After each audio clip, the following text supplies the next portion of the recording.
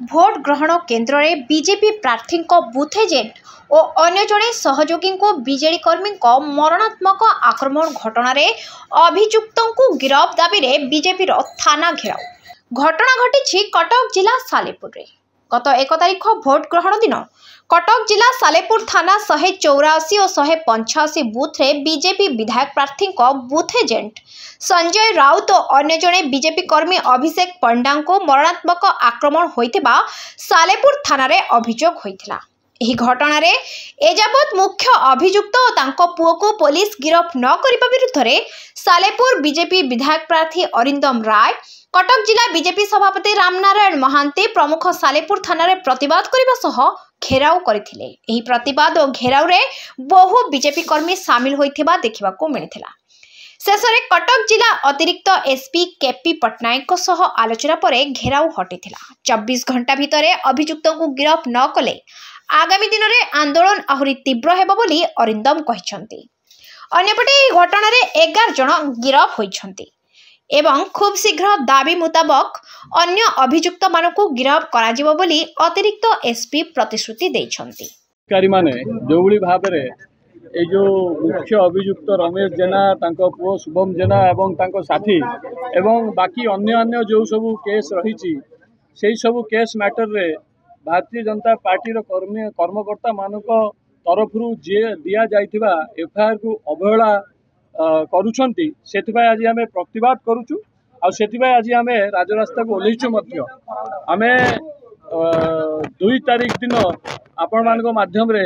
गोटे 48 घंटार समय मध्य देइथिलु जो थिरे को आमे दाबी रखिथिलु जे 48 घंटा मध्य रे सेमानकु अरेस्ट कर जाऊ, किंतु अभियुक्त माने बाहर बेस आराम से बुलुचंती, चाह खटरे जाए चाह मध्य पिउचंती, तापरे भी पुलिस कोनोसी प्रकार एक्शन निया जाऊ नाही। मु जेतेबेले अधिकारी मानक संगे कथा हेली से माने जो भली भाव रे तांकु डिफेंड करला भलिया तांकु प्रोटेक्शन देला भलिया जुक्ति रखुचंती सेटा ग्रहणीय योग्य नुहे। भारतीय जनता पार्टी एई भली गुंडाराज को केबे हेले ग्रहण करिवो नाही एवं आगामी दिन रे आज जो ये प्रतिवाद आपण देखिले एटा केवल झलक। ये प्रतिवाद आउरी तीव्र गति रे हबो,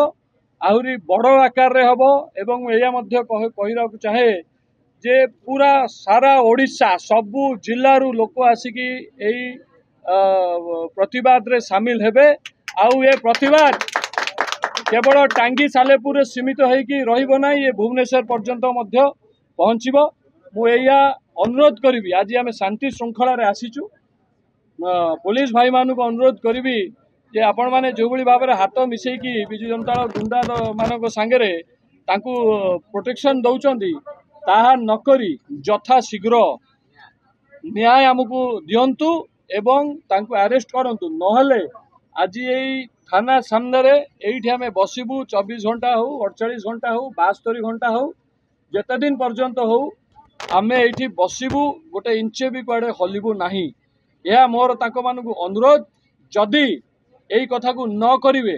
ताहले आगामी दिन रे जो प्रूफ सब आम पाखे अच्छी जो बूथ कैप्चरिंग रो प्रूफ आ जो भली भाव रे पुलिस अधिकारी निजे मानी छंती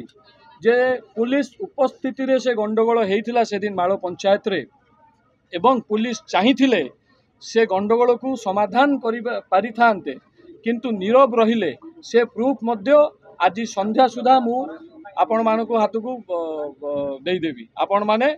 विचार करिवे। माने आस्तिले डिमांड करथिले अरेस्ट करिया पे जो माने आसाई माने अछंती बा आब्सकॉन्डेड अछंती ताको हमें निश्चित भाव गिरफ्त करियो बोली हमें कहूछु। जो मानकर इन्वॉल्वमेंट बाहरिबो निश्चित भाव अरेस्ट आसामी से जहाँ आज पर एफआईआर जहाँ अछि प्राय 11 जन अरेस्ट हो सारे ऑलरेडी फरवर्ड होइछंती,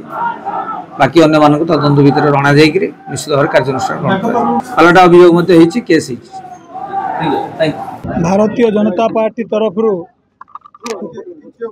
48 घंटा भितर मुख्य अभियुक्त को अरेस्ट करने आम आपण माध्यम जनइलु, लिखित जनइलु,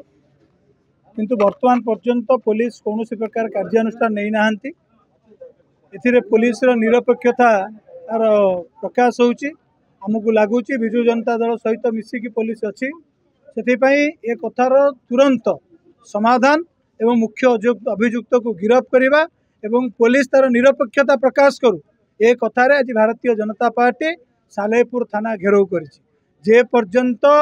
पुलिस अधिकारी तांकर वास्तव दायित्व को निर्वाहन करेंगे ये आंदोलन जारी रही आपणकर नुआ सकाळर नुआ सूर्य उई सारी राज्य रे सरकार परिवर्तन हो सारी वर्तमान जो माने भी से प्रकार घूण्य कार्य लिप्त थिले मु तो आपण माध्यम निवेदन करी तुरंत सजाड़ी हो जातु से कलेक्टर हुंतु पुलिस अधिकारी हुंतु केही आईन रो ऊर्ध्वरे नुहंती जनमतर ऊर्ध्वरे नुहंती जनसाधारण जनमत भारतीय जनता पार्टी रो सपक्ष रे लोक माने बिजु जनता दल को बहिष्कार कर सारी से अहंकार आ से आत्मगर्व एवं आईन को निज हाथ में नापी चेष्टा न करी आईन को ता बाटे जावाई दिंतु निरपेक्षता अवलंबन करतु। धान घेराव कर मुख्य कारण हूँ मुख्य अभियुक्त मान गिरफ करा जाए 307 जो लगे कथा से जगह 307 न लगी सेमती थाना बेल दि जाऊँगी आम प्रतिरोध करचु एवं जी रमेश जेना और पुओ मुख्य आक्यूज तुरंत गिरफ न कले गणतंत्र ध्वंस हम एपाई आम निवेदन करचु पुलिस सरकार को पुलिस मान माध्यम सरकार को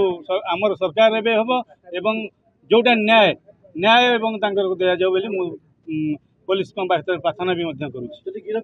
Salepur Narayan Bhuyan report focus plus.